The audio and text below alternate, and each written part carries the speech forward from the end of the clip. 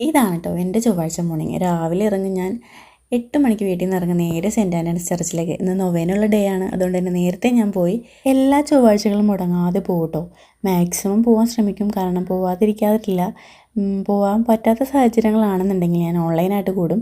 നമുക്ക് ഓൺലൈനും ഉള്ളതുകൊണ്ട് തന്നെ ഓൺലൈൻ നമുക്ക് നൊവേന കൂടാൻ സാധിക്കും. അങ്ങനെ ഞങ്ങൾ കലൂർ പള്ളിയിൽ എത്തിയിട്ടുണ്ട്, ജസ്റ്റ് എത്തിയിട്ടുണ്ട്. ഇവിടെ നിന്ന് മുന്നോട്ട് കുറച്ചൊരു 5 മീറ്റർ നീങ്ങിക്കഴിഞ്ഞാൽ കാർ പാർക്കിങ്ങിനുള്ള ഏരിയയാണ്.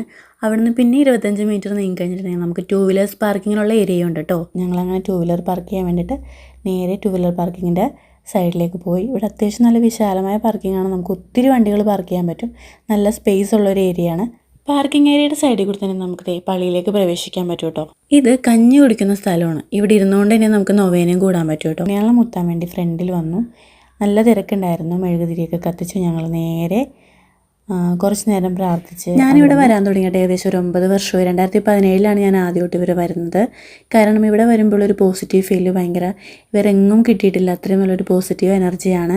എല്ലാ ചൊവ്വാഴ്ചകളിലും നേർച്ചക്കഞ്ഞി ഉണ്ടാവും. 8 മണി മുതൽ നേർച്ചക്കഞ്ഞി സ്റ്റാർട്ട് ചെയ്യും. പിന്നെയാണെങ്കിൽ രാവിലെ 6:15 ഫസ്റ്റ് നൊവേന വരുന്നത്. അത് കഴിഞ്ഞ് 9:15 ഉണ്ടാവും, 10:45 3:30 പിന്നെ 4:30 പിന്നെ 6 മണിക്കുണ്ട്, 7 മണിക്കുണ്ട്. ഇതിൽ നമുക്ക് കുർബാനയും ഇടയിൽ ഉണ്ടാവാറുണ്ട്. പിന്നെ 7 മണിക്ക് നൊവേന ഇംഗ്ലീഷ് നൊവേന ആയിരിക്കുള്ളൂ. അങ്ങനെ ഇവിടെ ഇരുന്നുകൊണ്ട് തന്നെ ലൈവായിട്ട് നമുക്ക് ഈ TV-യിൽ നൊവേനയും കാണാൻ പറ്റും. അങ്ങനെ 9:15 നൊവേനയും കഴിഞ്ഞ് ഞങ്ങളത് 9:35 ആയപ്പോൾ നൊവേനയും കഴിഞ്ഞ് ഞങ്ങൾ നേരെ പോവാൻ കേട്ടോ. Bye bye.